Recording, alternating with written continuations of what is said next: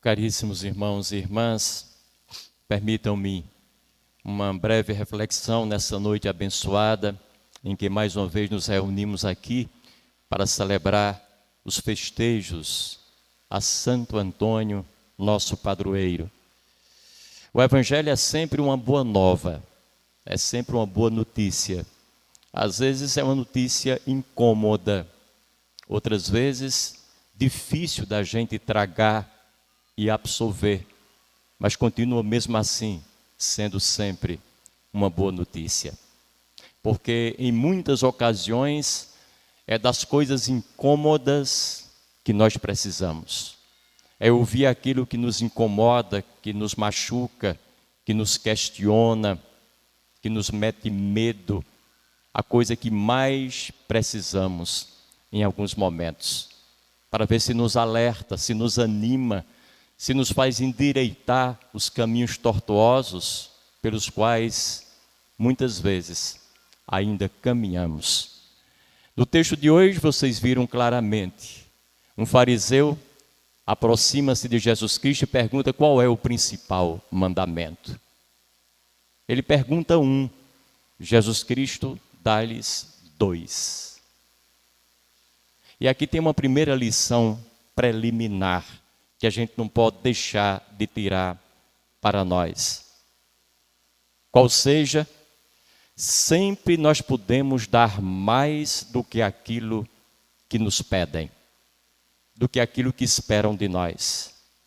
Quando pedirem alguma coisa a nós, pelo amor de Deus, tenhamos pelo menos duas coisas boas a oferecer. Porque, invariavelmente, a vida nos deu muito mais do que nós no dia a dia ofertamos a ela e às pessoas que nela estão vivos. E é preciso que sejamos provocados por esse desafio bom da gente poder oferecer sempre mais, além daquilo que eventualmente nos solicitam. Uma segunda coisa importante, quando eu falei que perguntaram a Jesus sobre o mandamento e ele ofereceu dois, eu me corrijo. Na verdade, Jesus ofereceu três. Porque o primeiro mandamento, o maior de todos, e que vem antes, inclusive na literatura do texto, não é amar a Deus sobre todas as coisas. Quando o fariseu pergunta qual é, mestre, o maior mandamento, o que é que ele diz? Escuta, Israel. Ouve, Israel. Esse é o primeiro mandamento. Destapar os nossos ouvidos, desbloquear a nossa sensibilidade, aumentar o tamanho do nosso coração, melhorar a qualidade da nossa percepção, ver, enxergar, absorver, atenta e diligentemente tudo que está à nossa volta. Não deixar que nada, absolutamente nada, passe despercebido por nós, ou seja, diminuído, menosprezado, como se fosse uma coisa menos importante. Nessa vida tudo é importante. E é fundamental que nós não percamos o prazer de saborear a grandeza de tudo. Mesmo das coisas pequenininhas, daquelas para as quais ninguém está atento, aquelas às quais ninguém liga ou dá qualquer relevo. Também elas têm lugar ao sol da nossa vida.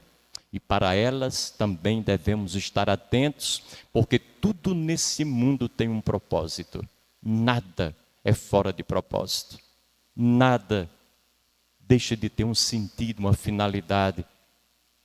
Nada deixa de ter o seu lugar na nossa experiência de crescimento. Então, o primeiro mandamento, volto eu a dizer, é escuta, Israel. Isso me faz lembrar um jornalista que certa feita foi visitar um grupo de indígenas nativos de uma tribo nos Estados Unidos, que tinha fama de gente muito inteligente. E ele procurou o xamã, o sacerdote daquela tribo, que era o mestre espiritual que os ensinava, e perguntou assim: o que é que o senhor faz aqui, junto ao seu povo? Ele diz: eu ensino o meu povo. Tudo bem, mas o que é que o senhor ensina a seu povo? Ele disse: eu ensino meu povo a escutar. Ensino meu povo que tudo nessa vida está ligado a tudo. Ensino ao meu povo que tudo está em transformação. Ensino ao meu povo que a terra não nos pertence. Somos nós que pertencemos à terra. 4 grandes ensinamentos que começam pela escuta. E nisso ele coincide com o ensinamento de Jesus Cristo, quando lhes é pedido sobre um mandamento. Escuta, Israel. Como é importante a gente aprender a escutar, porque nós vivemos um problema muito grande no mundo atual. O problema é que nós perdemos a escuta. Estamos num estado permanente de letargia, de distração. Não conseguimos mais escutar as pessoas. E por incrível que pareça, vocês têm essa experiência, que é muito comum no dia a dia. Quando estamos conversando com alguém, nós não escutamos o que a pessoa está dizendo. Nós silenciamos e ficamos esperando a oportunidade de falar, porque é falar que nós queremos. E na hora que ela dá uma respiradazinha, a gente entra e coloca a história da gente, porque a história dela não nos interessa. Não temos mais paciência, tolerância alguma para escutar as pessoas. Isso é um mal generalizado do nosso tempo e infelizmente permeia, atravessa todas as pessoas, independentemente do mundo onde elas vivem, do lugar onde elas habitam, da língua que falem. Todos padecemos dessa falta de escuta, porque tudo para nós fala, tudo em nós fala. O corpo fala, as doenças falam, uma febre fala, um desconforto fala, o mal-estar fala, uma indisposição qualquer, tudo fala. Mas a gente não quer saber de escutar o que essas coisas nos dizem. A gente quer se livrar delas o mais possível. Não é capaz de escutar, porque a escuta nos obriga a fazer algumas coisas que nós não estamos dispostos a fazer. Há tempos atrás tinha um comprimidozinho, não sei se tem ainda, que era o Doril, né? E o que é que se dizia na propaganda? Tomou Doril, a dor sumiu. A gente quer sumir com ela. Nem que ela apareça no outro dia, arrebente pior do que no dia anterior. E a gente toma outro e vai empurrando os problemas, as dificuldades, as dores, o mal-estar com a barriga, até que eles estouram brutalmente e nós já não os podemos mover. É preciso escutar as coisas logo no comecinho da sua fala, para que não tenhamos problemas irreversíveis mais tarde em nossa vida. Na verdade, esse é um dado maravilhoso, o dado da escuta. Rubem Alves, que foi um pastor protestante durante algum tempo, eu tive o prazer de ter sido aluno dele quando fazia filosofia em São Paulo. Ele, um grande filósofo, ele dizia: hoje se fala muito e se faz propaganda de cursos de oratória, ensinar as pessoas a falar em público. Maravilhoso, como é bom isso. Agora, eu queria que um dia aparecesse um curso de escutatória, ensinar as pessoas a escutar, porque falar todo mundo já aprendeu. A sabedoria popular diz que nós temos 2 ouvidos e uma boca para que a gente possa falar menos e escutar mais. Hoje nós falamos pelos cotovelos e apesar dos ouvidos, não escutamos absolutamente nada. E quando escutamos, é enviesada a nossa escuta. Ela não absorve exatamente aquilo que nos querem dizer. E aí, por interpretarmos mal, tudo se complica. E eu termino essa primeira parte dizendo para vocês que a única crise insuportável é aquela para a qual nós não temos uma escuta, não temos um sentido a dar, não temos uma perspectiva a oferecer, não temos uma interpretação boa em função dela. Aí nós não suportamos. Quando se tem uma escuta, tudo funciona, mesmo as piores crises e os piores problemas que vêm contra nós. Segunda coisa importante, Jesus supera aquela comodidade do lugar comum, do mandamento abstrato, universalista, que simplesmente manda-nos amar a Deus. E é por isso que quando ele diz amar a Deus, ele diz também amar ao próximo como a si próprio. Eu diria que se ele dissesse apenas amar a Deus, não teria dito absolutamente nada. Não teria estimulado o nosso amor. Não teria dado a nós as condições efetivas, as ferramentas de que precisamos para concretizar esse amor. Porque amar a Deus assim no abstrato é algo muito vago. Qualquer um interpreta do seu jeito e diz que ama a Deus. E faz qualquer coisa ruim, continua achando que ama a Deus. Mas Jesus Cristo concretizou esse amor completamente. Amar a Deus e amar o próximo. Agora, quem é esse próximo a quem nós devemos amar? Essa é a pergunta que não quer calar em nós. Vocês se lembram daquela parábola do samaritano, do bom samaritano, que acode uma pessoa que está quase morta no meio da estrada. Passa o padre, passa o sacristão, o sacerdote, o levita, e nem olham para ele. Mas o samaritano, ainda que fosse um adversário, vai lá e cuida dele. E Jesus Cristo pergunta, quem é o próximo daquele homem? O próximo é aquele que cuidou dele. O próximo é aquele que precisou dele. Então o que a gente pode dizer? Que nosso próximo é aquele que precisa de nós. Agora, nesse mundo, todos nós precisamos uns dos outros.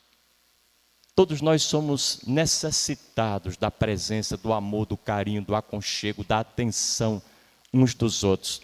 Então, a gente arredonda dizendo que o próximo da gente é aquela pessoa que Deus colocar na frente da gente.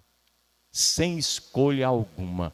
Não importa se nós gostemos, se nós fomos com a cara, se nos foi simpático ou não, se é nosso adversário em algum aspecto, se é alguém ruim na nossa perspectiva, a vida colocou diante da gente é aquela pessoa que a gente tem que acolher e fazer o melhor com a presença dela e procurar crescer apesar de tudo e talvez por causa de tudo, efetivamente.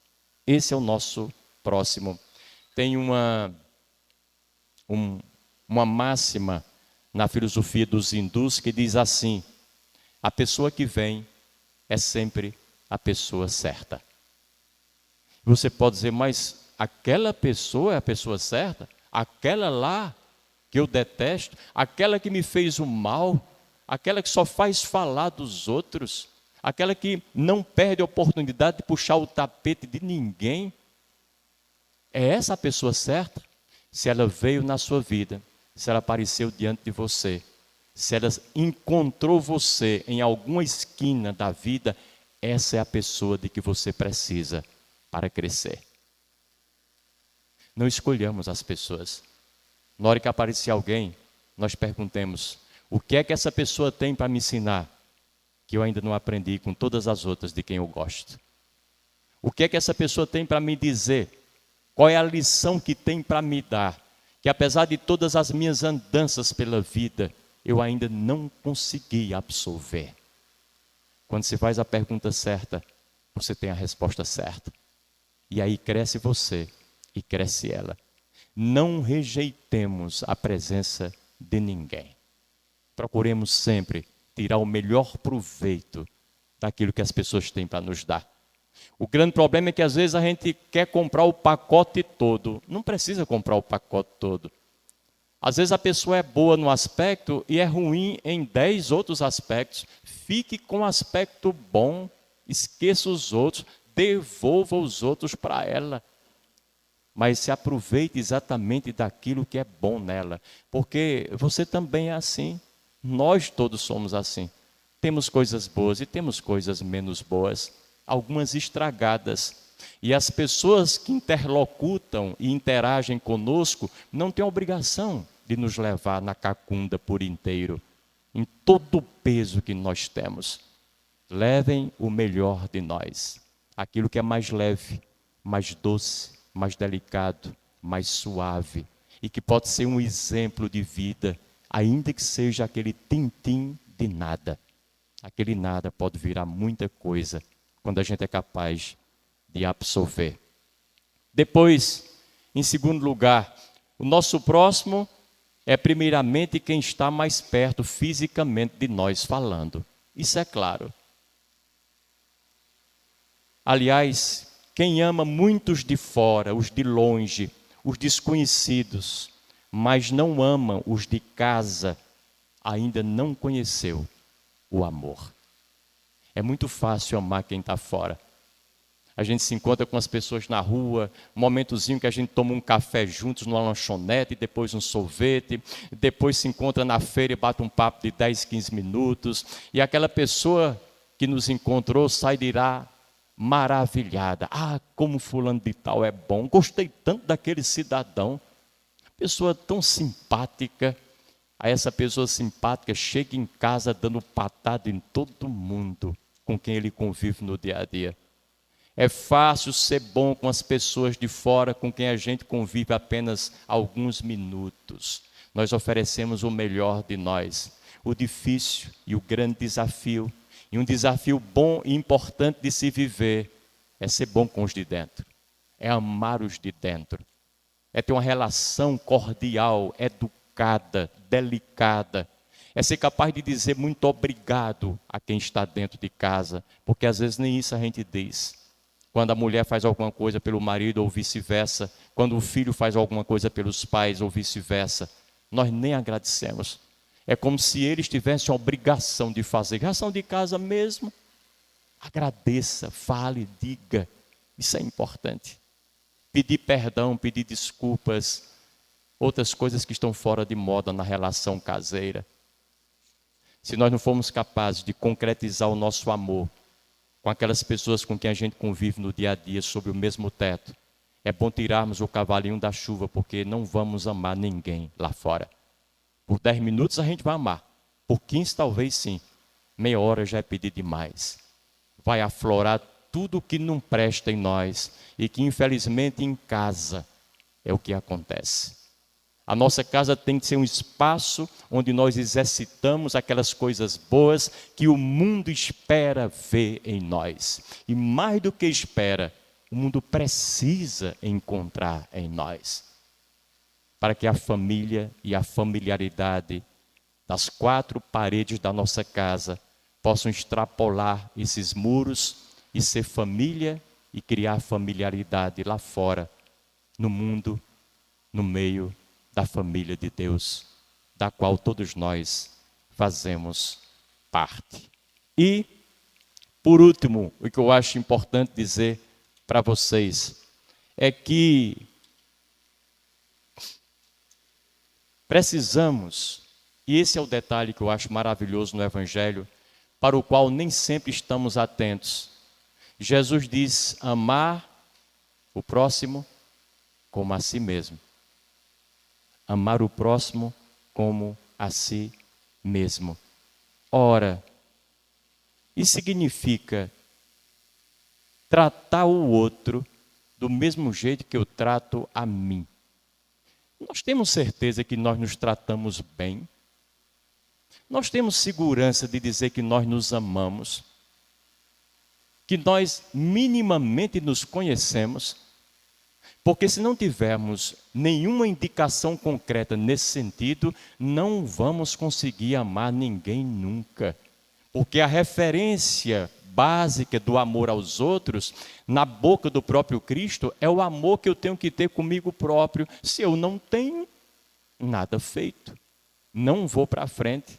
O mandamento do amor ao próximo simplesmente fica empacado, bloqueado. Ele não vai conseguir se desenvolver. É preciso que nós aprendamos a amar a nós próprios. E isso é muito complicado. Tão difícil amar o próximo como a nós mesmos, porque, por uma razão simples, ainda não nos amamos. E talvez nunca tenhamos feito essa experiência do amor pessoal. Porque ninguém pode amar aquilo que não conhece. E essa, infelizmente, é a realidade. Nós não nos conhecemos. Somos ilustres desconhecidos de nós mesmos.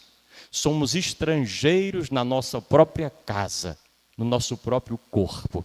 Analfabetos de pai e mãe, às vezes de avô, bisavô e tataravô, acerca das realidades que nos compõem, que nos constituem e que são a realidade de cada um. Quem conhece tudo, quem conhece todos, mas não se conhece ainda não conhece nada, ainda não conhece ninguém, ainda não ama nada, ainda não ama ninguém. E é por isso que essa provocação do Evangelho, para que nós amemos os outros como nós nos amamos, é de fundamental e imprescindível importância. Essa é a principal tarefa e a mais urgente que se impõe a todos nós. A tarefa do autoconhecimento, da autocompreensão, do amor, do respeito, da atenção, da importância que nós devemos dar a nós, se nós queremos amar aos outros. Rigorosamente, só damos aquilo que nós temos. Ninguém dá aquilo que não tem. Eu me recordo daquela recomendação que se faz sempre nos aviões, quando a gente começa a taxiar na pista antes do avião decolar. Vocês se lembram que diz assim: em caso de despressurização da cabine, máscaras de oxigênio cairão automaticamente sobre suas cabeças. Coloque primeiro a sua, depois ajude quem estiver do lado. Imagine uma mãe que está levando um filhinho ali do lado, com 5, 6 anos, sentadinho, inocente, e ela ouve uma coisa dessas. Aí vem uma turbulência grande, o avião balança, as máscaras caem, e aí ela vai colocar primeiro em quem? Na criança, e não nela. O grande problema é que, enquanto ela está perdendo tempo, tentando colocar a máscara na boca e no nariz daquela criança, falta ar para ela, falta oxigênio para ela. Ela pode morrer e a criança também. Se ela colocar primeiro na dela, rapidinho, ela pode acudir a criança dela e mais as outras crianças que eventualmente precisem da sua ajuda. Cuidem de vocês, pensem em vocês, façam por vocês. Antes da pessoa que está à nossa frente, antes da pessoa que está do nosso lado, ainda que seja o meu pai querido, a minha mãe maravilhosa, meu filho sem igual, meu grande amigo, amiga do peito, existe uma pessoa que está dentro de mim, que sou eu, que coincide comigo. Como é que eu posso dar prioridade a alguém que está ali, rejeitando e negligenciando alguém que está aqui? Qual é a importância maior e preferencial que alguém que não sou eu tem diante de mim? Ora, se eu não existir, ninguém existe. Se eu morro, não tem sentido a vida de ninguém para mim. Então eu preciso cuidar de mim. Estar vivo, não só sobreviver, mas vivo da melhor maneira possível.